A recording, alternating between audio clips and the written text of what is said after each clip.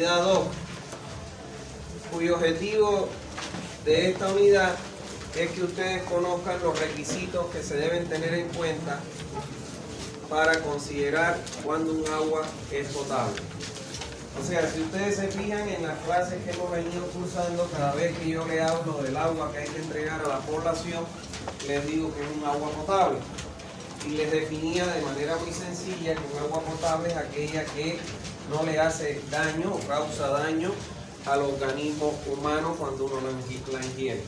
En el día de hoy vamos a ver la definición cualitativa y cuantitativa de lo que se considera como un agua potable, que es muy importante para esta materia porque nosotros tenemos que entregar agua potable a la red. Entonces, ¿qué se define desde el punto de vista cualitativo como un agua potable? Lo cual no significa que cuando veamos un agua que cumpla con estas cosas ya podemos decir que es un agua potable. No. Para nosotros considerar que un agua es potable o no lo es, lo que tenemos que hacer es ir a la parte cuantitativa, que es lo último que vamos a ver, que es una tabla que nos establece la norma boliviana con 28 parámetros para considerar un agua que sea potable. La definición cualitativa de agua potable dice que el agua potable es aquella que está apta para ser ingerida por un ser humano sin ocasionarle trastorno fisiológico a su organismo. O sea, es el agua que nosotros bebemos, saciamos la sed, reponemos el líquido perdido y lógicamente no nos hace daño. Cuando nosotros tomemos un agua y nos dé deseo de vomitar automáticamente o de diarrea, entonces estamos hablando de que esa agua no es potable. ¿Está bien? Esta agua debe ser inodora, o sea, no tiene que tener olor cuando nosotros la ponemos en la nariz. Debe ser incolora, no debe tener color ninguno. Debe ser cristalina y debe ser insípida. Cuando hablamos de que debe ser insípida es que cuando la tomemos no puede tener sabor. Y cuando decimos que es cristalina, podemos mirar a trasluz y ver hacia el otro lado. ¿Está claro? Eso es parte de la definición de agua potable. Pero además dice ahí, debe tener cierto contenido de sales y de gases disueltos como el oxígeno y el anhídrido carbónico. O sea, el oxígeno en un agua, cualquiera que sea, es sinónimo de calidad. Mientras más oxígeno disuelto tenga un agua, pues lógicamente más calidad tiene esa agua. ¿Está bien? Además dice que debe ser ligeramente alcalina con un pH entre 6,5 y 8,5, preferiblemente 7. No sé si ustedes han visto que hay un agua de mesa que te dice pH 7, se llama así la del agua de mesa. Entonces, y no podrá contener gérmenes patógenos. Cuando hablamos de gérmenes patógenos, estamos hablando de los coliformes fecales y de los Escherichia coli. Los coliformes y los Escherichia son aquellos que expulsa todo cuerpo de sangre caliente, desde un animalito hasta nosotros los seres humanos. ¿Está claro? No importa el tamaño que tenga el animalito, igual cuando ellos defecan, si es de cuerpo de sangre caliente, expulsan coliformes y Escherichia coli. Cuando un agua potable cuando un agua que nosotros ingerimos tiene coliformes fecales, pues entonces nosotros enseguida automáticamente nos puede dar fiebre tifoidea, las enfermedades de origen hídrico, fiebre tifoidea, paratifoidea, disentería, ameba, deja el aparatito ese, amigo, giardia, ¿está bien? Y sobre todo el cólera, que nos puede matar. ¿Está claro? Ahora, yo puedo decir que esta agua, según la descripción, no huele, es cristalina, es transparente e inodora. Y además la veo y no es insípida. Pero no puedo decir que esta agua sea o no potable por esa descripción. ¿Por qué? Porque los gérmenes patógenos, los coliformes y los Escherichia coli, no son perceptibles a la vista. Eso solo se detectan en los laboratorios de calidad del agua haciendo el análisis microbiológico. ¿Está bien? Entonces, no porque veamos un agua, como me ha pasado a mí, que hemos ido a un lugar con gente y me dice, mira qué agua más linda, y no tiene colores, es transparente, no huele a nada, qué rica sabe, pero a lo mejor se está tomando un agua que tiene coliforme y se puede inclusive hasta morir. ¿Está bien? Lo único que nos garantiza a nosotros que un agua es potable es llevándola a un laboratorio de calidad del agua certificado. ¿Está claro? Un laboratorio que es certificado en Santa Cruz, por ejemplo, es UTALAR, que pertenece a la universidad. ¿Tú eres alumno acá? Sí, acá. Se pide permiso para entrar. Aquí sí, Ya. Bueno, entonces, esa es la descripción desde el punto de vista cualitativo de cómo podemos definir un agua que es potable. Pero por las razones que les dije, la fundamental, que los gérmenes patógenos no son perceptibles a la vista, no nos permite esta definición poder definir o considerar un agua si es o no potable. La tenemos que llevar a un laboratorio de calidad de agua certificado. ¿Está bien? Vamos a hablar acerca de las impurezas del agua según su origen. Bueno, las impurezas que puede contener un agua, lógicamente que está relacionado con el trayecto que ella ha tenido que recorrer hasta ser captada. ¿Está claro? Por eso es que las aguas, mientras más trayecto, más lejos escurren, pues obviamente van a tener más contaminantes, porque en su trayecto van arrastrando y adquiriendo todos los tipos de contaminantes que puedan encontrar a través de su trayecto. ¿Está bien? Ahora bien, aquí vemos, si ustedes se recuerdan, en la clase anterior vimos que teníamos 4 posibles fuentes de abastecimiento. Una de ellas era el agua de lluvia, el agua superficial, el agua subterránea y el agua de los océanos. Ya aquí no estamos poniendo el agua de los océanos porque para nuestros países es en extremo caro la desalinización y lo vimos a través de un video. Ahora le estoy poniendo el agua de lluvia, no porque se use, porque normalmente dijimos que la eliminábamos porque no nos da las cantidades necesarias o los volúmenes que necesitamos, pero les dije en aquel entonces que era el agua de mejor calidad. Lo que les quiero demostrar aquí es que efectivamente, comparado con el resto, es el agua de mejor calidad. Fíjense ustedes que las impurezas que podemos encontrar en un agua de lluvia son las partículas de polvo. Recuérdense ustedes que el agua de lluvia el agua es un solvente universal. Es la lucha de los medioambientalistas que no se contamine el medio ambiente, lo que ocurre en Santa Cruz. ¿No ve? ¿Por qué? Porque cuando llueve, el agua, al ser un solvente universal, todo lo que esté en la atmósfera lo va a captar. Y ya desde ahí se empieza a contaminar nuestra agua. Puede tener sales que las puede adquirir a través de la superficie donde escurre. Puede tener arenilla que también están en función a la superficie donde va a escurrir.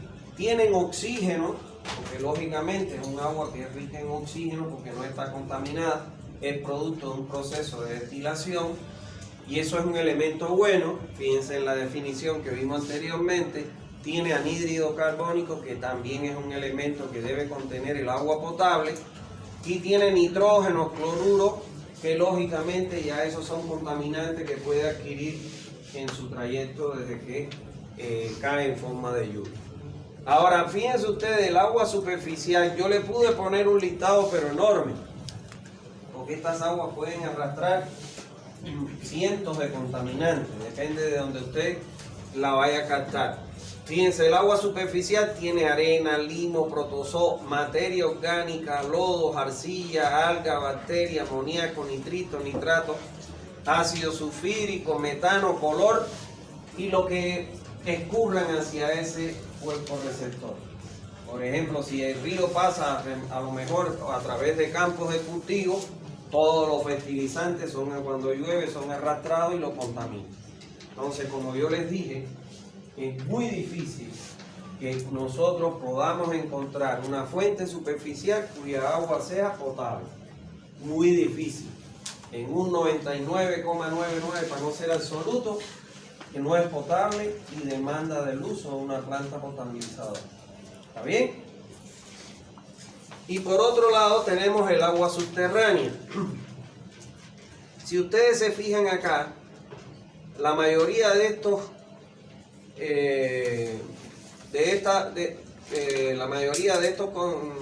elementos que componen el agua, si usted se compra un agua, la botella de la cabaña, ustedes van a ver que ellas dicen que, por eso dicen ellos que es la mejor agua, y te dice porque contiene todos estos elementos. Entonces, no es menos cierto, por ejemplo, que los bicarbonatos, los sulfatos, el sodio, los carbonatos, los cloruros, los calcios, el magnesio, el potasio, son elementos que necesita un ser humano. Entonces no son contaminantes como tal, ¿está claro? Sino que son elementos que pueden ser dentro de lo que establece la norma, dentro del valor aceptable, que pueden hacer bien a un ser humano. Entonces, como ustedes pueden ver acá, ¿qué elementos negativos tienen? Los nitritos y los nitratos. Porque cuando un agua tiene nitrito y nitrato es que puede tener, por ejemplo, jabones o sustancias químicas. ¿Está claro? El manganeso, que es un elemento negativo porque le da sabor, es inerte, pero le da sabor, le da olor y además, por ejemplo, una polera blanca te la pone ploma. Y cuando uno bebe un agua que tiene exceso de manganeso por encima de lo que es del valor aceptable, te da asqueada, te da ganas de vomitar. No te enfermas, pero sí te hace rechazar el agua. Lo mismo pasa con el hierro. Cuando el hierro está en exceso, que es lo que tienen la mayoría de los pozos en Santa Cruz, que tienen exceso de hierro y manganeso, entonces el hierro, al igual que el manganeso, te da arqueada, ganas de vomitar, te tiñe todo de rojo. ¿Está claro? Esos baños que ustedes ven que tienen en las tazas coloradas porque le están dando un agua que tiene exceso de hierro, te mancha los cubiertos, te mancha los platos, la ropa te la pone colorada, o sea, y el sabor te da arqueada cuando la huele, y cuando la huele como a sangre, porque tiene el olor a hierro, es muy parecido al olor a sangre. Y cuando tiene coloides de aluminio, ahí sí que hay que activar la alarma, porque el aluminio, cuando el hombre lo ingiere, le puede ocasionar cáncer. ¿Está claro? Entonces, pero comparado, fíjense ustedes, comparado el agua subterránea con las aguas superficiales, realmente es un agua de mejor calidad. ¿Está claro? Y aún cuando el agua subterránea esté contaminada, el proceso de tratamiento para su potabilización va a ser mucho más económico que en el caso de un agua superficial. ¿Está claro? Entonces aquí se ve clarito que en orden el agua de mejor calidad es la de lluvia, seguida de la subterránea y después seguida del agua superficial. Como esta primera no las encontramos en las cantidades necesarias para dotar a la población, como vimos en la clase anterior, se desecha. Y solo nos quedan, ¿qué cosa? Las aguas superficiales y las subterráneas. De preferencia, si yo quisiera utilizar una fuente para dotar de agua a la población, ¿qué fuente utilizaría? La subterránea. Porque aun cuando esté contaminada, el proceso de potabilización es mucho más económica que una superficial. Lamentablemente no siempre contamos con una fuente subterránea en todos los lugares, y la más común que vamos a encontrar es el agua superficial. ¿Está bien? Por eso es que yo les decía que les voy a dar conceptos de potabilización del agua sin llegar a enseñarles, porque eso se da en una materia de la mención, para que cuando ustedes se presenten a un proyecto de distribución de agua potable, si el agua no es potable, tienen que diseñar la planta potabilizada. ¿Está bien? ¿Alguna duda hasta ahí? Ingeniero, Sí. en un proyecto de mi agua, ¿Ya? bueno, casi en todos los proyectos de mi agua no hacen planta potabilizadora. Claro. ¿Ya? Por ejemplo, a mí me ha tocado una población donde el agua era dulce, era bastante dulce, inclusive los chuturubices se acercaban a su pozo de ellos, porque ellos tenían la antigua, la palanca para poder sacar agua, hacían cola a las 7 de la mañana, a las 12 y en la tarde, ya, y cuando nosotros llegamos vimos eso. Aparte yo me fijé que la gente tenía sus dientes no careados, pero parecían como deformados, como derretidos. De varias personas lo vi eso, ¿ya?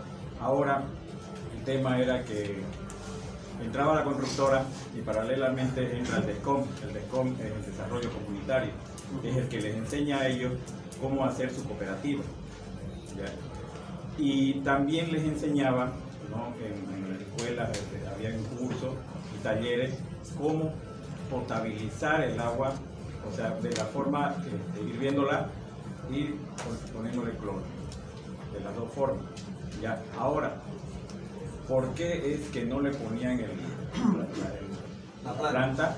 Era por falta de dinero, ¿ya?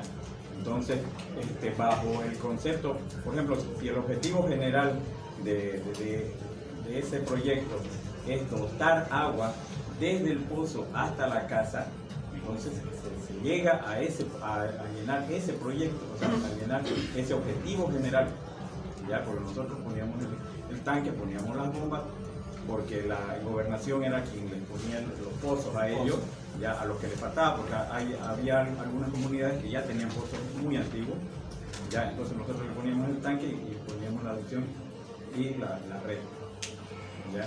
Y yo pregunté, me dijeron que no les ponían por el tema de que bajo el concepto de que si ellos han usado esa agua por tanto tiempo, entonces no les va a hacer mal, ¿no? Porque solamente lo que nosotros hemos puesto es que no vayan al pozo, ¿ya?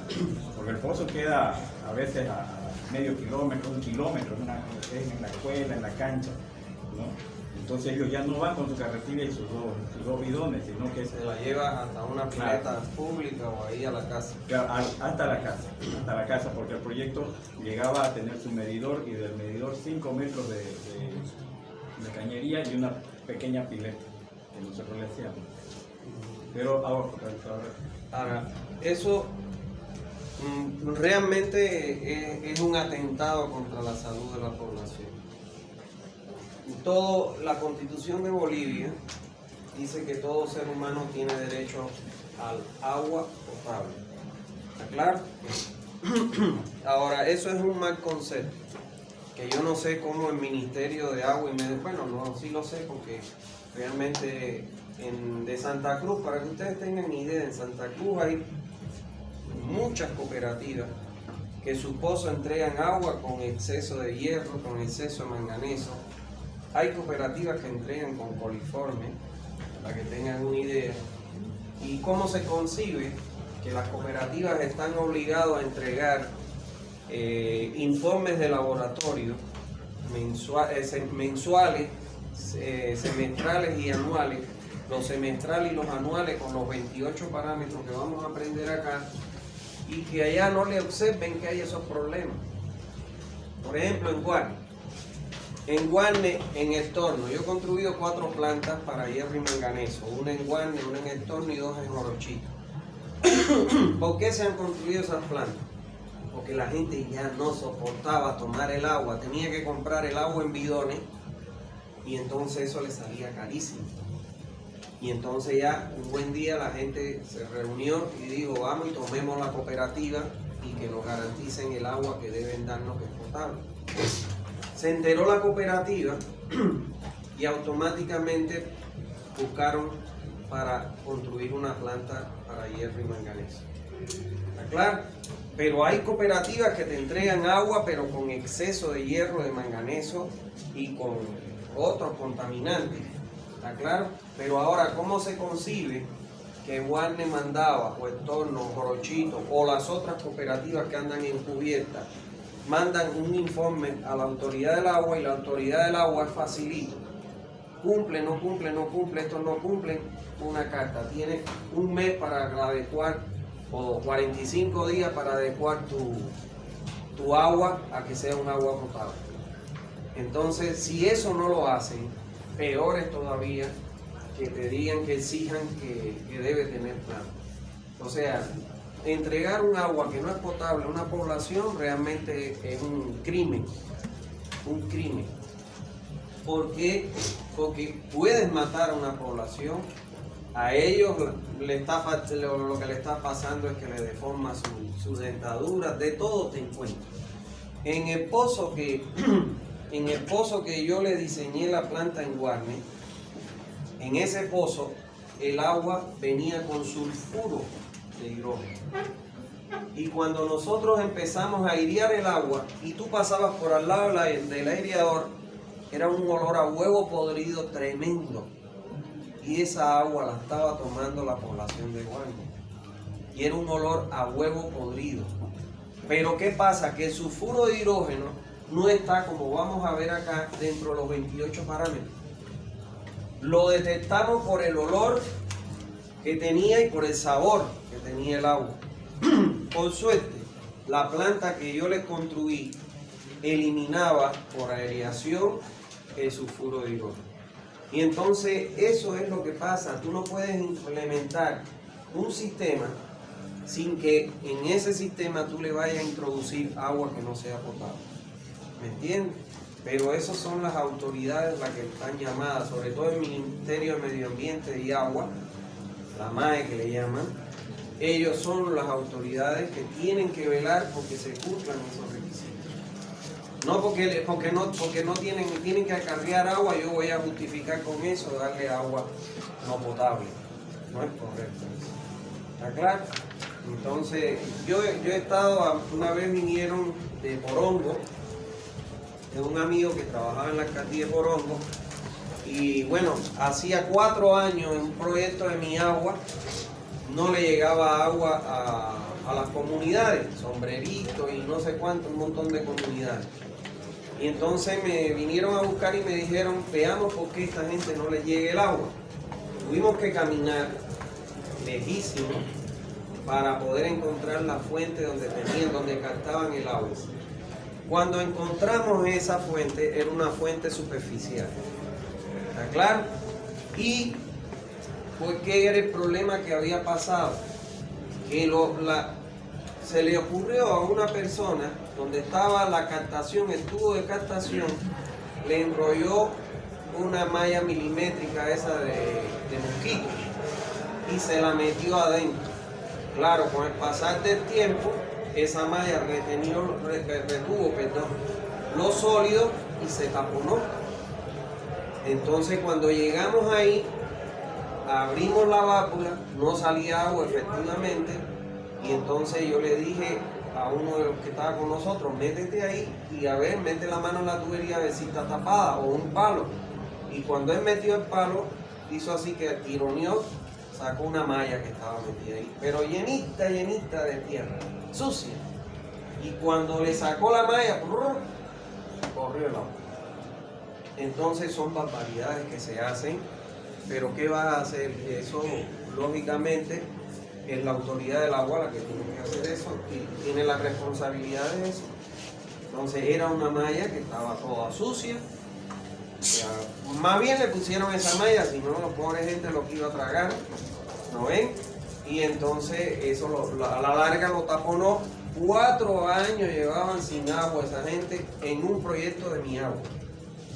En un proyecto de Mi Agua, de eso es lo que me estás hablando. Entonces son cosas que no tienen justificación, sinceramente. ¿Está bien?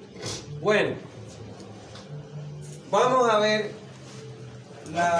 el uso del agua según la calidad que ésta demande.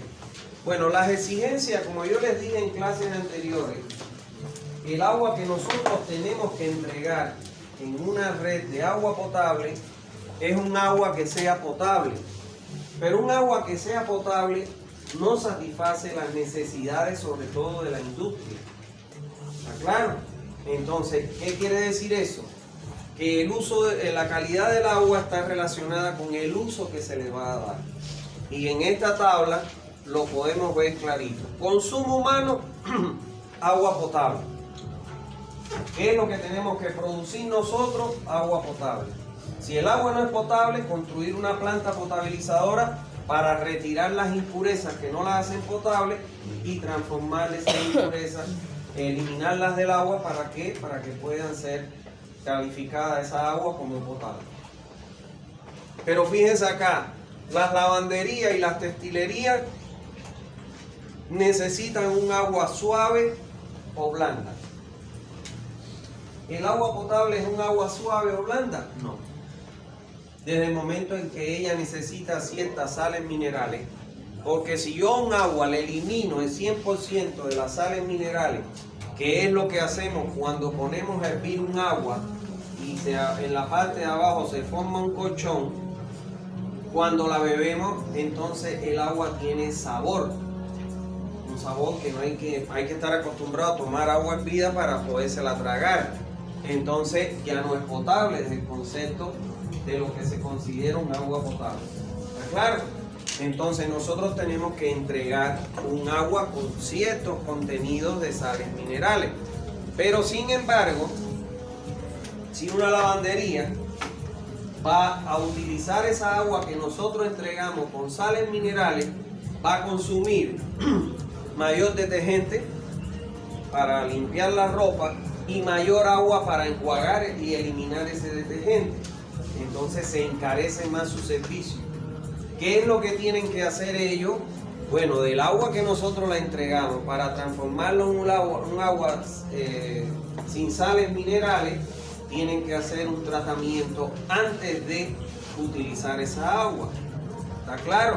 Se utilizan unos depósitos, unos tubos que contienen unas resinas aniónicas y catiónicas, que esas resinas son las que retiran las sales minerales y ya la transforman en un agua blanda, que fue lo que les decía, que cuando llueve a las mujeres les gusta mucho coger el agua de lluvia porque es un agua libre de sales minerales para poderse lavar la cabeza, porque le hace jabonadura, porque le deja el pelo suave, etc. ¿Está claro? Entonces, nosotros no podemos entregar un agua que sea libre de sales minerales, porque si no va a tener sabor el agua. Y el agua que debemos entregar nosotros es insípida, no puede tener sabor. Por ejemplo, las fábricas de hielo. Las fábricas de hielo necesitan un agua que sea libre de gases disueltos, no puede tener gases. ¿Por qué? Porque cuando usted coge el agua que nosotros entregamos, es un agua que debe tener cierto contenido de ¿qué? De oxígeno y de gases disueltos. ¿Está claro? Entonces, cuando ellos utilizan esta agua y hacen su bloque de hielo, donde hay oxígeno o algún gas disuelto en el agua, que le quede el hielo hueco. Y la gente le va a reclamar, está vendiendo aire por hielo. ¿Lo ven? Pero nosotros tenemos que entregar un agua con oxígeno y gases disueltos como el anhídrido carbónico. Entonces ellos tienen que eliminar ese oxígeno, esos gases disueltos, para poder producir su bloque de hielo sin imperfecciones. ¿Está claro? Por ejemplo, las fábricas de papel. Las fábricas de papel tienen que tener un agua libre de grasa y libre de color. ¿Por qué? Porque si el agua tiene un cierto color, pues lógicamente el papel no va a salir blanquito como eso que ustedes tienen en la mano. Le va a salir amarillento, le va a salir con un color, con una tonalidad. Ahora, nosotros, el agua potable admite hasta 1000 miligramos por litro de sólidos totales, lo cual da una turbidez de 5 y hasta un color de 15. ¿Está claro? O sea que tiene color y tiene turbidez. Entonces, evidentemente, el agua que si ellos utilizaran el agua que nosotros entregamos por la red para elaborar el papel, pues entonces va a tener color, no va a tener la tonalidad esa blanca que tiene. Y si el agua que nosotros entregamos tiene cierto contenido de grasa, ¿y qué le pasa cuando ellos fabrican un papel con cierto contenido de grasa? es cuando nosotros vemos que no marca, el marcador no pinta, sino que resbala. Entonces nosotros el agua que entregamos no les satisface la calidad que ellos demandan. Entonces ellos tienen que hacer su propia planta, que son los ingenieros químicos los que diseñan estas plantas industriales. Nosotros solo diseñamos plantas para agua potable, los sanitarios. ¿Está bien? Por otro lado, las fábricas eléctricas modernas necesitan de un agua libre de sales minerales. ¿Por qué? Porque tienen, vamos a suponer, las termoeléctricas. Para generar energía ellos necesitan enfriar esos generadores para que, bueno, puedan tener una larga vida. Si yo utilizo un agua que tiene sales minerales, va a ocurrir lo que ocurre en un carro. En los carros, en el radiador, donde pasa el agua para el enfriamiento, si usted utiliza el agua de grifo que les da las empresas de acá, usted va a ver que el radiador se le va a tapar. ¿Por qué? Porque con las altas temperaturas va a pasar lo que pasa cuando hierven agua para hacer té, que se forma una incrustación blanco-amarillento. Esos son las sales minerales. Y lo mismo va a pasar en un radiador que tiene unos tubitos muy finitos, se va a tapar rápidamente. Entonces, lógicamente, tienen que utilizar un agua desmineralizada. Y para desmineralizarlo tienen que tener una planta para tratar el agua que nosotros le damos. Y lo mismo con las bebidas y los licores. Yo tenía un amigo mío que hace años acá, fabricaba el ron habanero, un ron que le decía habanero, era cubano él, un amigo mío. Y entonces, él muchas veces cuando iba a las ventas, algunas ventas de licorería, le devolvieron porque adentro parecía como que tenía un algodón. Y entonces él me dijo, pero ¿por qué me hace este algodón? ¿Qué agua tú usas? El agua de grifo. Claro que no te va a hacer un algodón, te va a llenar de algodón en la bebida. ¿Por qué? Porque cuando los productos químicos que utilizas para hacer la bebida reaccionan con las sales minerales, forma como si fuera un algodón en su interior.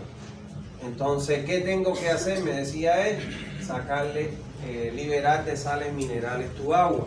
Y entonces, bueno, compró estos botellones que el agua tú la haces pasar, son resinas aniónicas y catiónicas que retienen esas sales minerales y ya está en condiciones de poder ser usado. ¿Me entendieron? Una pregunta general. Sí. ¿Cuál es la diferencia entre el agua suave y el agua libre de minerales? Es lo mismo. Es lo mismo. Es lo mismo. Cuando tú le liberas los minerales, le sacas los minerales, se convierte en un agua blanda, en un agua suave. ¿Está bien? ¿Alguna duda está ahí? Ahora, como ustedes pueden ver, el uso del agua depende de su calidad. Pero nosotros no podemos satisfacer todos los requerimientos de nuestros usuarios porque nuestra agua única y exclusivamente está encaminada a dotar de agua a la población. Y para dotar de agua a la población debemos cumplir solo con un agua potable. ¿Está claro? Ya el resto de los usuarios que necesitan otra calidad tienen que hacer un tratamiento dentro de su propio industria. ¿Está bien? Bueno, vamos a hablar de la contaminación de las aguas y la necesidad de su tratamiento. Bueno, se entiende como contaminación del agua a cualquier cambio químico, físico o biológico en la calidad del agua que se produce cuando se deposita alguna sustancia tóxica o material. La contaminación hídrica o contaminación del agua es una modificación en el agua generada por el hombre o provocada por el hombre, haciéndola impropia o peligrosa para el consumo humano, la industria, la agricultura, la pesca, actividades recreativas, así como para los animales y la vida acuática. ¿Está claro? Entonces, ¿quién es el principal contaminador de las aguas, de la fuente de la cual nosotros abastecemos de agua? Señores, el hombre, nosotros mismos. Cuando nosotros cogemos eso que ustedes todos, ¿cómo le dicen a eso? Chupa chupa le decimos nosotros. El chupete. Ustedes terminan y botan el palito para la calle. ahí están contaminando. ¿Por qué? Porque cuando llueve todo eso lo arrastra ¿a dónde? A los cuerpos receptores que es arriba y lo estás contaminando. Cuando comemos y botamos un vaso con restos de comida o de bebida, estamos contaminando el medio ambiente. ¿Está claro? Entonces, si nosotros contaminamos la fuente, ¿qué nos va a obligar eso? A que tenemos que hacer cuando vayamos a hacer un proyecto de distribución de agua potable. ¿Qué vamos a tener que construir? Una planta potabilizadora. Y entonces, ¿qué va a pasar con nuestro sistema de distribución? Se va a encarecer. ¿Está claro? Se encarece. Porque en la factura que nos pasan a nosotros, las empresas que prestan los servicios, y nos quejamos, y eso que estas empresas no tienen planta, la gran mayoría, y nos quejamos que es fuerte la factura que nos llega. Imagínense si tuvieran plantas potabilizadoras, cómo se incrementaría el costo de esa factura, porque a la larga quien paga todos los tratamientos, los servicios, mantenimiento, la reparación, el pago de salario, ¿quiénes somos? El usuario. ¿Está claro? Entonces, mientras más contaminemos la fuente, lógicamente más caro va a salir el servicio que vamos a prestar. Esta situación de la contaminación del agua, que puede ser producto de desechos domésticos, producto de desechos industriales, producto de desechos agrícolas, o el derrame de los barcos, ¿está claro? Eso ¿qué es lo que va a tratar como resultado? Que hoy en día lo que se hace, hoy en día ya cuando vamos a utilizar una fuente tenemos que ¿qué cosa hacer? Tomar una muestra, llevarla al laboratorio, hacerle los 28 parámetros, ver cuáles son los parámetros que no cumplen con los valores aceptables por la norma y entonces diseñar una planta potabilizadora. Entonces, ese es el problema. Creo que cada uno de nosotros tenemos en primer lugar tomar conciencia de que no debemos botar la basura a la calle y tratar de influir en nuestro entorno. ¿Está claro? En la hermanita, en el papá, en la mamá, en el primo, esto, lo otro. Cuando lo voy a botar, no bote basura que va a contaminar el agua. ¿Está claro? Entonces eso es importante. Usted va por las carreteras de Bolivia y si va detrás una flota, usted ve que botan de todo a la calle. Y todo eso contamina la fuente. Ahora vamos a ver un video donde van a explicar un poquito la importancia de por qué se debe tratar las aguas y cuáles son los contaminantes y qué pueden ocasionar. Veamos este video, disfruten. El agua es el recurso básico para garantizar la vida de todos los seres vivos del planeta. Sin embargo, su escasez y la contaminación provocan que millones de personas tengan un acceso deficiente a este bien tan necesario.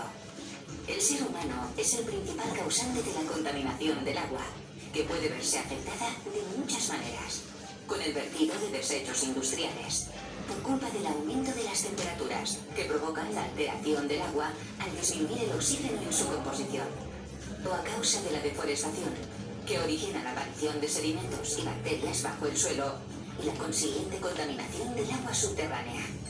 De la misma manera, los pesticidas utilizados en los campos de cultivo agrícola se filtran por los canales subterráneos y llegan a las redes de consumo, y también con el vertido accidental de petróleo. ¿Y cuáles son las principales consecuencias que esto provoca? En primer lugar, la desaparición de la biodiversidad y los ecosistemas acuáticos. También el ser humano se ve muy perjudicado a causa de la alteración en la cadena alimentaria y contrae enfermedades al beber o utilizar el agua contaminada. Por todo ello, debemos garantizar la disponibilidad de agua, su gestión sostenible y el saneamiento para todos. Ahora, no sé si ustedes vieron el noticiero ayer, antes de ayer, en La Paz, todas las verduras, todo lo que se consume en la ciudad es regado en la zona sur con agua residual cruda. Entonces, ¿tú crees que las autoridades del agua no saben eso? No saben, pero lo permiten, ¿entiendes? Lo permiten. Entonces, esa es la importancia de no contaminar los ríos, de no contaminar las fuentes, porque eso lo único que puede hacer es atentar contra la salud de la población. ¿Está claro? Inclusive les puedo decir algo. Bolivia no tiene una normativa para el reuso del agua residual tratada. No tiene. ¿Está bien? No tiene normativa. Entonces, ¿qué países tienen normativa? Estados Unidos. La Organización Mundial de la Salud da una normativa. Tiene México, tiene España, tiene Chile, tienen normativa propia. ¿Está claro?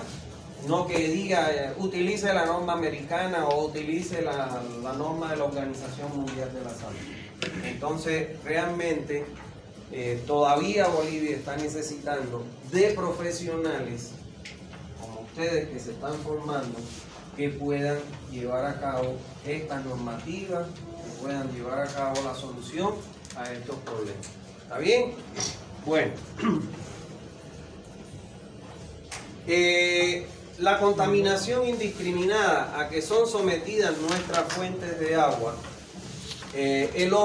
por el hombre en la actualidad, vistas anteriormente, conducen al análisis obligatorio de la calidad del agua de la fuente con el propósito de seleccionar los tratamientos a los que se darán sometidas antes de su entrega a la población, encareciendo cada día la prestación de estos servicios. O sea, nosotros contaminamos la fuente, eso nos obliga a llevar al laboratorio, detectar cuáles son los parámetros que no cumplen y construir una planta potabilizadora. Mientras más contaminada esté una fuente, más dispositivos de tratamiento vamos a tener que colocar en nuestra planta para eliminar esas impurezas que la hacen al agua de la fuente no potable y obtener un efluente que sea un agua potable apta para el consumo humano. ¿Y dónde se ve reflejado eso? En la factura que nos pasan a los usuarios. ¿Está claro? Entonces, eso es una buena enseñanza para que a partir de ahora, por lo menos nosotros, que sabemos lo que hacemos cuando botamos una basura, cuando botamos un vaso o restos de comida, podemos provocar en el agua. Dejen el romanticismo ese para después, ¿ya? Bueno, vamos a ver en el punto 5 las normas de calidad del agua. Comenzar diciéndole que las normas de calidad de agua lo que me hacen es establecer o fijar los valores límites que pueden tomar determinados parámetros para que el agua sea considerada apta para el consumo humano. En Bolivia, las normativas que me hablan acerca de estos valores límites y de la calidad del agua para que sea considerada potable son estas dos. La norma 689, que es una norma que me establece las normativas para diseñar los sistemas de agua potable. ¿Está claro? Y es la norma que nosotros usamos y que ustedes tienen, no en su totalidad, pero la tienen en el libro, de la cual nosotros partimos para diseñar las instalaciones de distribución de agua, red de agua potable y lógicamente planta potabilizadora y acometida. Ahora, la otra norma es la norma NB 512. Esa norma es la que me define cuáles son los requisitos para considerar un agua potable y apta para entregar a la población. ¿Está bien? Ahora bien, fíjense esto, esta es una información de un estudio que hizo la Organización Mundial de la Salud.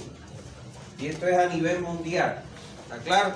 Lo que no significa que empeore estas condiciones en los países, en los diferentes países. Esto es a nivel mundial.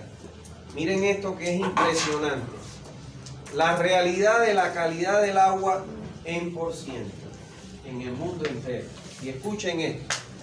En el sector urbano, en las grandes ciudades, fíjense ustedes, la población, en un porcentaje de 55% de la población en el sector urbano, toma agua segura. 55% en el área urbana, en las ciudades, toma agua segura. ¿Está claro? Ahora, un 15% toma agua con inadecuada dosificación de cloro. Lo que él decía, deben clorar. No es así al aire, a mano abierta la cloración. Para uno saber la dosis de cloro, en primer lugar, todas las aguas no tienen la misma calidad, ni aun cuando salgan del mismo acuífero o de la misma fuente. Por ejemplo, si usted toma una muestra en un pozo aquí en el centro de la ciudad y toma una muestra en el Plan 3000, van a ver que la calidad del agua es diferente. Y las dos salen del mismo acuífero, del acuífero que está debajo de la ciudad. ¿Está claro? Entonces, partiendo de ese principio, ¿qué quiere decir eso? Que la dosis de cloro que yo le tengo que adicionar al agua de aquí del centro no es la misma que le tengo que adicionar al agua del Plan 3000, por poner un ejemplo. ¿Está claro? Entonces, ¿eso qué significa? Que para yo saber, para yo conocer la dosis de cloro que tengo que inyectarle a un agua, necesito llevarla a un laboratorio de calidad del agua. ¿Está claro? Ese laboratorio me va a obtener la curva de punto de quiebre. Así se le llama el análisis de la cantidad de cloro que requiere un agua. Entonces, si ustedes ven la curva de punto de quiebre, aquí tenemos el cloro añadido,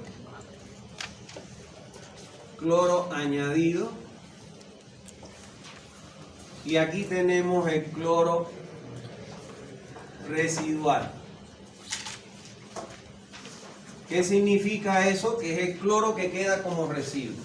Para que ustedes entiendan un poco eso. Bueno, y la curva es así. Más o menos tiene esta forma, ¿ven? Así es la curva.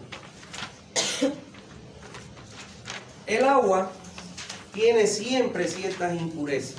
Tiene sólidos totales. Cuando circula por la tubería tiene betún, que le llaman. Aquí puede, si las tuberías son de hierro, pueden adquirir hierro de las escamas de la tubería, etcétera, etcétera. Entonces, el agua, usted le tiene que adicionar una cierta cantidad de cloro, de manera tal que reaccionen las impurezas que tiene y elimine los gérmenes patógenos, para que no lleguen al usuario que la bebe.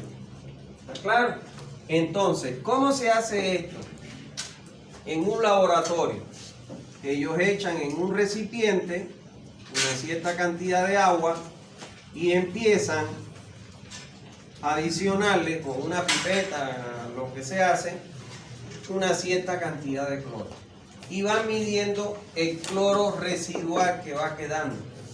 En la medida en que usted le va echando cloro al agua, va aumentando y de buenas a primeras reaccionar con los componentes que tiene, que lo absorben, empieza a disminuir la cantidad de cloro. ¿Está claro? Porque usted le echa cloro ahora y entonces hay un pico de cloro que le está echando, pero llega un momento en que empieza a reaccionar, parte se elimina con las bacterias que se están eliminando, parte con los componentes que tiene el agua y reacciona hasta que llega a este punto más bajo que se le llama el punto de quiebre. Punto de quiebre. En este punto, cuando aquí leen el cloro añadido que me dice que vamos a suponer es 0,7, se expresa en miligramos por litro, quiere decir que la dosis que yo le tengo que adicionar a esta agua es 0,7 miligramos por litro. Voy a utilizar un dosificador de cloro, que es una bomba de diafragma, donde yo le voy a regular que ella inyecte, y la voy a conectar a la tubería, que ella inyecte esa dosis de cloro. La bombita, ¿qué es lo que hace? Abre el diafragma, absorbe la cantidad, la dosis de cloro, y cuando aprieta el diafragma, inyecta la dosis que demanda esa calidad del agua. Se recomienda que por encima de este punto se le adicione a los 0,7, se le adicione 0,005 miligramos por litro, no más.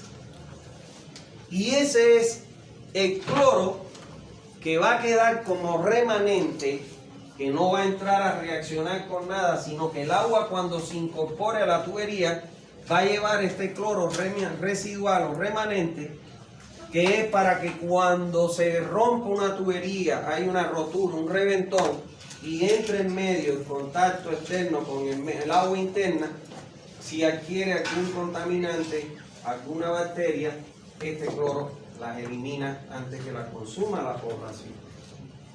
¿Está claro? Ahora, si usted adiciona más cloro por encima de el punto de quiebre, eso va a quedar como que, como cloro residual. Cuando usted adiciona una dosis de cloro mayor a la que te recomienda esta curva de punto de quiebre, que solo la puede obtener un laboratorio de calidad del agua, ¿qué es lo que sucede? Van a aparecer lo que se conoce con el nombre de los trialometanos, por ese exceso de cloro. Y esos trialometanos, señores, cuando uno bebe el agua que tiene olor y sabor a cloro, por eso el agua no puede tener olor ni sabor. ¿Está claro? Cuando el agua ustedes vayan a beber y tenga olor y sabor a cloro, no la beban, porque esa agua probablemente tenga trialometanos, y los trialometanos, cuando son adquiridos a través del agua por el exceso de cloro, por el organismo, puede causar infertilidad en el hombre y la mujer. No pueden tener bebé. Segundo, pueden ocasionar, si una mujer está embarazada y toma un agua con olor o sabor a cloro y trialometano, le pueden malformar la criatura en su panza. Y tercero, puede ocasionar cáncer en los riñones. Entonces, no es libremente, ustedes tienen que adicionarle agua. Es una barbaridad el que hace esas cosas. ¿Por qué? Porque puede matar a una persona, puede volver infértil a los seres humanos, puede crear malformaciones en los niños.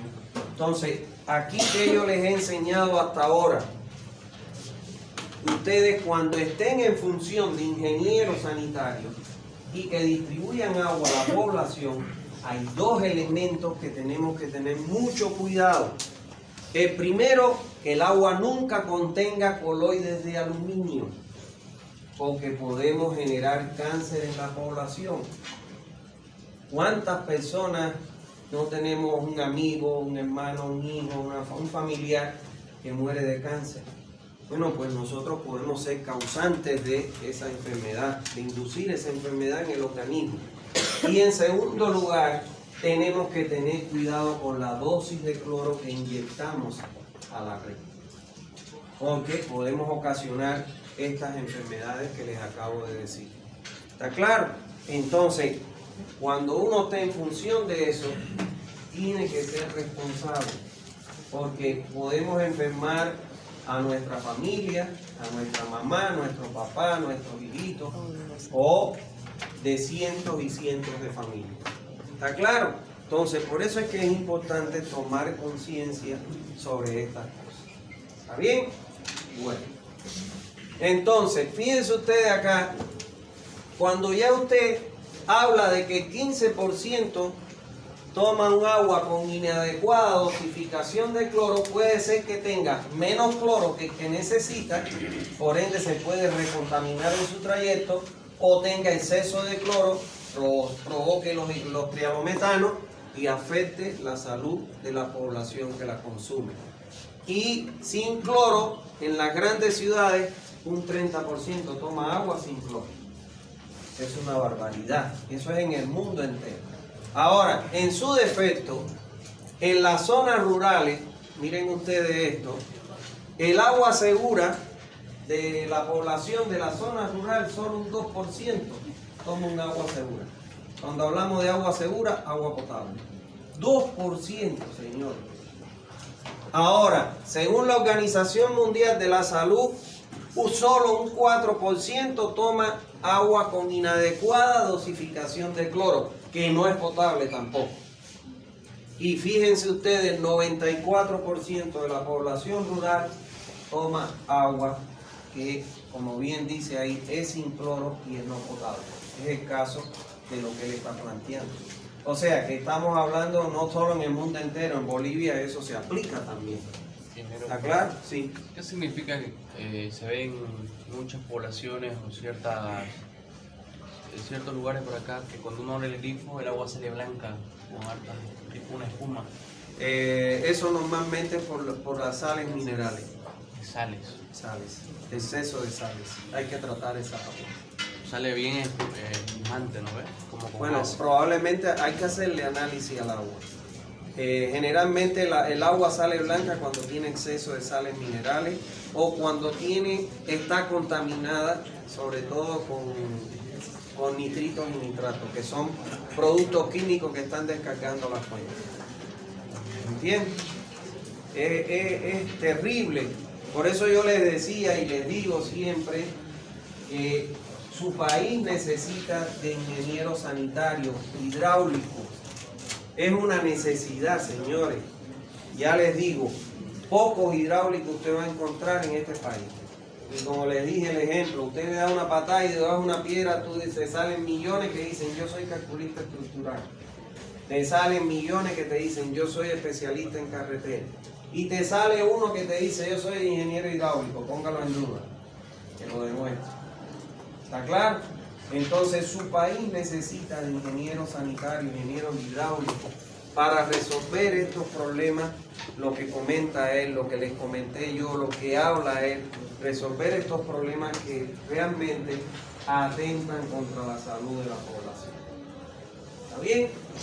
Bueno, haciendo el promedio, en el mundo entero, fíjense ustedes, 42% toma agua potable. El 13% toma un agua con inadecuada dosificación de cloro y el 45% toma agua no potable. O sea, eso es necesario de manera urgente de revertirlo. Mucha gente dice, pero es que son proyectos caros.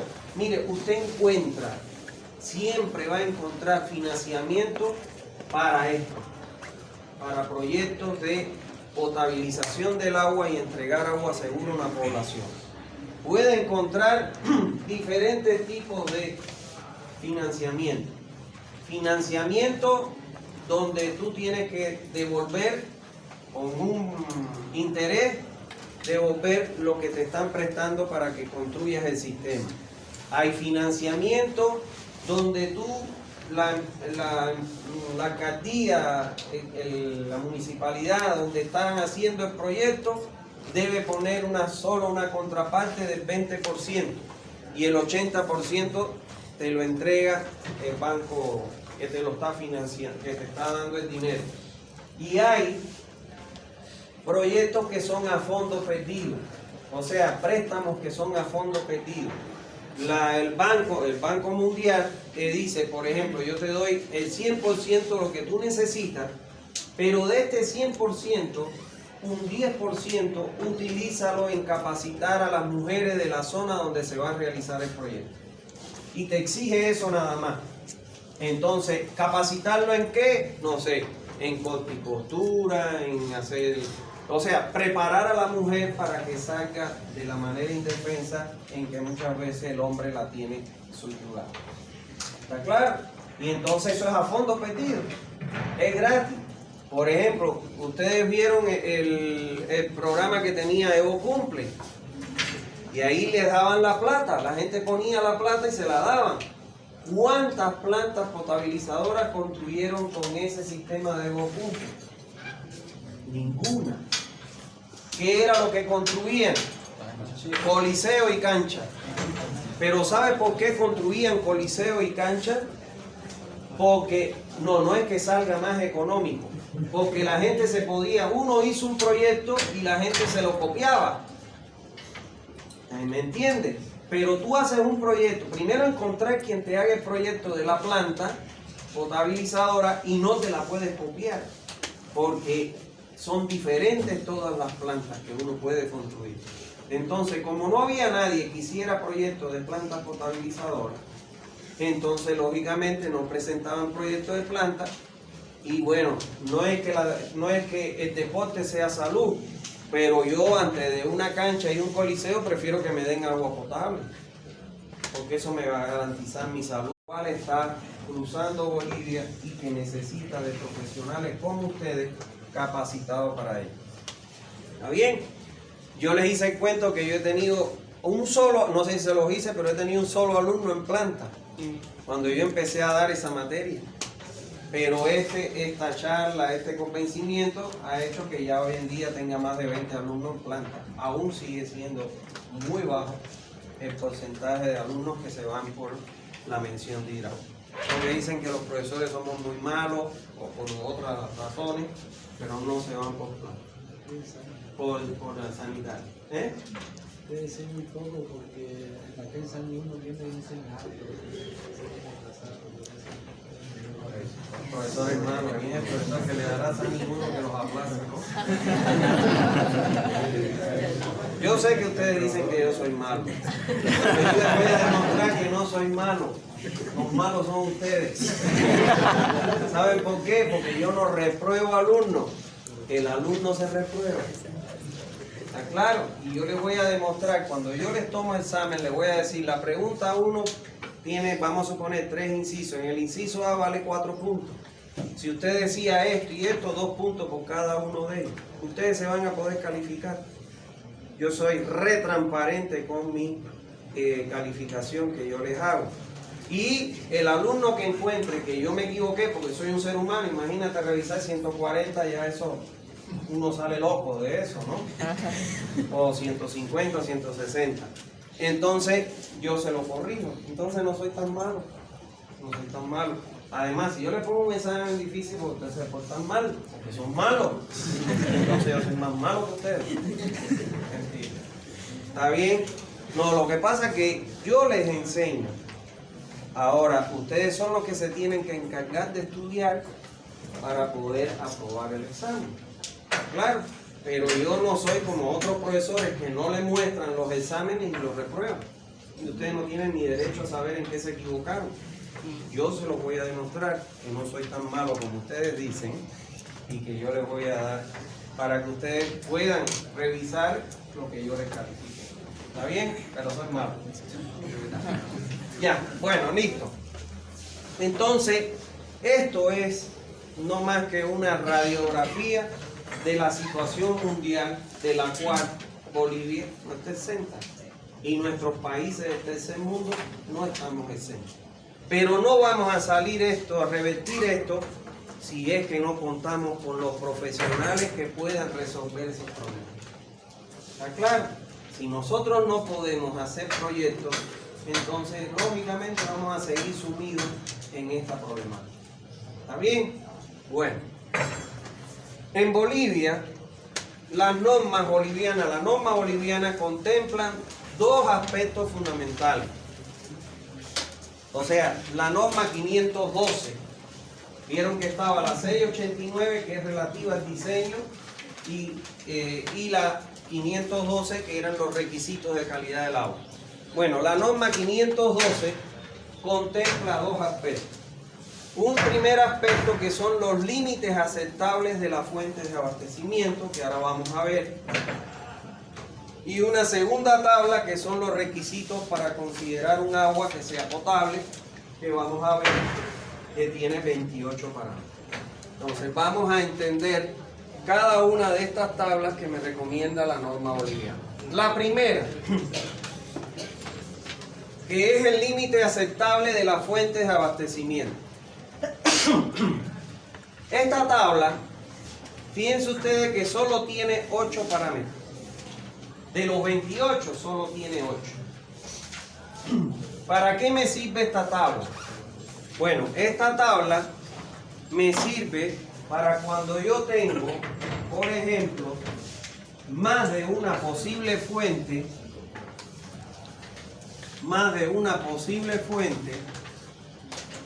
vamos a suponer que yo tengo una fuente 1 que es un lago, tengo una fuente 2 que es un río, y entonces, ¿para qué me sirve esta tabla?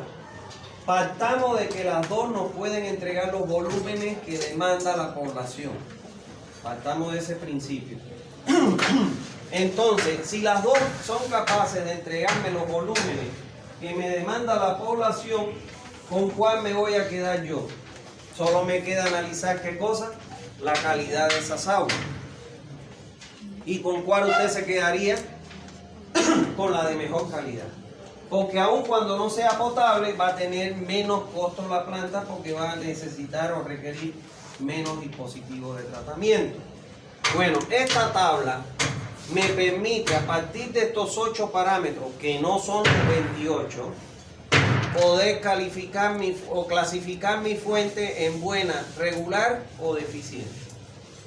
Entonces, si yo tengo una fuente deficiente y una fuente regular, me voy a quedar con la regular porque la deficiente evidentemente que tiene peor calidad que la regular. Entonces, para eso es que me sirve esta tabla. Ahora, con estos 8 parámetros, vamos a suponer que yo clasifiqué, según mi estudio, que esta fuente era deficiente y esta fuente es regular. ¿Cuál me voy a quedar? Con la regular. Ahora les pregunto, ¿esa fuente es potable su agua? No. No. Para yo saber si es potable, ¿qué tengo que hacer? Llevar a la otra tabla y analizar los 28 parámetros que son los que me van a definir si mi agua es potable o no. Esa es la lógica de esta tabla. Miren como dato curioso en esta tabla.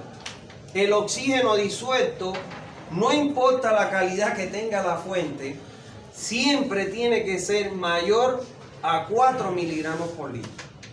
¿Y saben por qué es eso? Porque un agua que tiene una concentración de oxígeno disuelto menor o igual a 4, ya se considera un agua residual.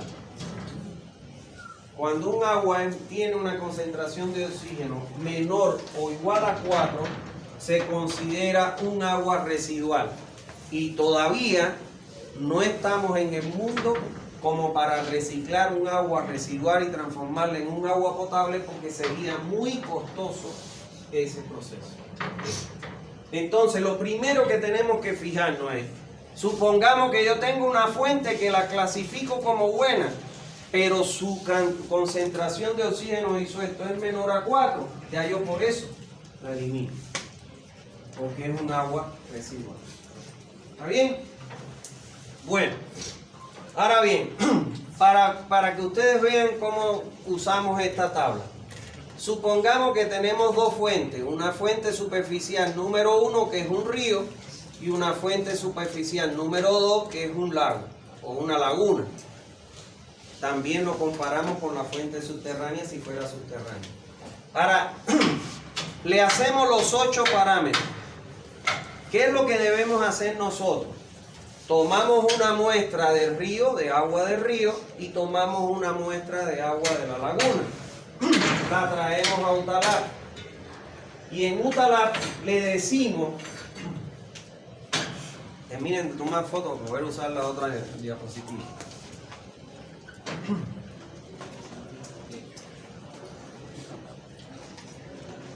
Y en UTALAB le decimos, por favor, a esta agua que le he traído, analice estos 8 parámetros y deme los valores que tienen esos parámetros. Vamos a suponer que la fuente 1 aquí dice que es regular. Para ser regular tiene que estar en este rango. Entonces la DBO vamos a suponer que me dio 1,7, la que me devuelve el laboratorio. Vengo a la tabla y dice 1,7 está entre 1,5 y 2,50. ¿Cómo clasifico la fuente? Regular. y le pongo regular. Y así hago con todos los parámetros. Fíjense que la 2, que es oxígeno disuelto, es bueno porque es mayor a 4.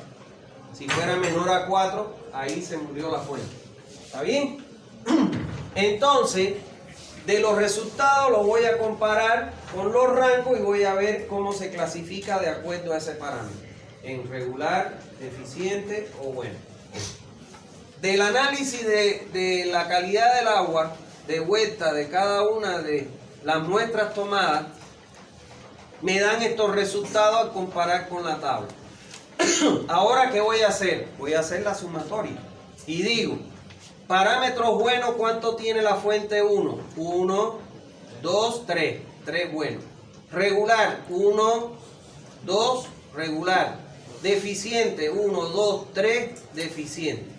Vamos a la sumatoria de la fuente 2. Bueno, 1, 2, 3, 4. 4 buenos. Regular, 1, 2, 3, 3 regular. Y deficiente, 1 solo. De esas dos, la que mayor cantidad de regular y bueno tenga, es mejor que la calidad que la otra. En estas dos, ¿cuál es la mejor de las dos? La fuente 2, porque tiene más buenos y regulares que deficientes. Que la otra fuente 1. ¿Está claro? Ahora, esta agua, esta tabla me sirve para decir que me voy a quedar con la fuente 2. Ahora lo que yo tengo que hacer, volver a la fuente, tomar una muestra de calidad del agua, ir al laboratorio y decirle, hágame los 28 parámetros para saber si mi agua es potable o no. Si cumple con los 28 parámetros, el agua es potable y la meto a la red y la distribuyo. Solo le echo cloro, la desinfecto con el cloro residual. Ahora, con la dosis de cloro que requiere. Ahora, si al menos uno de los 28 no cumple con el valor aceptable, ya el agua es no potable y tengo que construir una planta potabilizadora. Eso es lo que se debe hacer en esos proyectos. ¿Está claro? Esto es lo que hay que hacer en esos proyectos. Y si yo voy a ejecutar un proyecto, lo primero que yo parto es con mi fuente, para advertir de que el agua no es potable y que lo que le están entregando a la población le va a hacer daño. ¿Está bien? ¿Alguna duda hasta ahí, señores? Ahora, cuando ya yo clasifiqué mi fuente, entonces vengo a la tabla de los requisitos de calidad para considerar el agua potable. Tomo la muestra, la llevo al laboratorio de calidad y le digo, por favor, hágame estos 28 parámetros. Y aquí están las unidades que se las voy a decir. UNT es unidades de turbidez, UCN es unidades de color, el olor y el sabor es adimensional, no tiene dimensiones, perdón. Los sólidos totales, esto es miligramos por litro, mg sobre L es miligramos por litro. Adimensional, que es el pH. Y en los coliformes totales, Escherichia coli, esto es en número más probable sobre 100 ml. Y esas son las unidades en que se expresan cada uno de esos parámetros. ¿Está bien? Y en esta columna, lo que me da la norma es el valor aceptable. ¿Qué significa eso? Supongamos que yo tomo, cuando la mando al laboratorio, me da que es 5,1 unidades de turbidez, es mayor al valor aceptable, ya no es potable el agua. Por 1. Ahora, imagínense que mientras más impureza, más parámetros de estos no cumplan con los valores aceptables, más cara va a ser mi planta potabilizadora. ¿Está claro? Yo que les doy esa materia en la mención de diseño de plantas potabilizadoras, en el primer turno a las 7 de la mañana, yo empecé hoy a dar clase y sin parar hasta ahora. Bueno, pues yo les doy ahí en esa materia una tabla donde les doy por aquí las impurezas que puede tener el agua y aquí pueden seleccionar los dispositivos para eliminar esas impurezas. y con eso arma usted su planta potabilizada. Está en función de eso, de los parámetros que no cumplen con los valores aceptables. Basta que uno no cumpla y ya no. Y ya tiene una planta, necesita una planta. Esa tabla especifica los valores máximos de cada vez. Claro, el valor máximo aceptable. Ahora bien, atiendan esto que les voy a decir. Esta tabla que ustedes ven acá es como, no sé, cuando nosotros estamos enfermos, nos duele el estómago, estamos con fiebre, no sé, estamos hechos pomada, no decir la mala palabra. Nosotros vamos ¿a dónde? A un médico. ¿Y qué es lo primero que el médico que es responsable, qué es lo primero que nos hace? Vaya al laboratorio y hágase esos análisis para saber qué bacteria tiene, para saber qué medicamento es el que mata esa bacteria, etcétera, etcétera, etcétera. Esto para nosotros es lo mismo. Nosotros somos el médico, ¿está claro? Y el usuario que viene con un problema, vamos a suponer un pozo perforado. Una cooperativa se alimenta de un pozo perforado. Y viene y me dice, mire, nuestro pozo, el agua ya sale turbia, tiene color, tiene turbidez. Y antes no salía así. ¿Qué yo le voy a hacer? Le voy a decir, vaya y haga los análisis de sólidos totales, hágase el análisis de color y de turbidez. Lleve la muestra del agua al laboratorio y ahí, ¿qué me debe salir? Que no cumple ni con el color, no cumple con la turbidez y tampoco con la cantidad de sólidos totales. Entonces, ¿qué conclusiones yo saco? Su filtro está totalmente tapado. Tiene que hacerle una limpieza al filtro. Contrate una empresa que hace limpieza del filtro para lavar ese filtro porque ya está metiendo sólido hacia el interior del pozo. O sea que esto nos sirve a nosotros para diagnosticar problemas que se pueden presentar en nuestros sistemas de distribución. Por ejemplo, puede venirme una empresa que toma el agua de un río y me dice, mire, el agua ha cambiado su sabor, su olor, y entonces yo le puedo mandar a hacer los parámetros y eso me puede dar un indicador que qué parámetro que antes cumplía, ahora no cumple, que está ocasionando que mi agua no sea potable. ¿Entienden? Entonces nosotros, al igual que los médicos, estos análisis nos sirven para poder entender y dar soluciones a problemas que se presentan en la vida diaria de un sistema de distribución. ¿Alguna duda hasta ahí? No hay duda, les deseo una feliz tarde de noche, nos vemos en la próxima.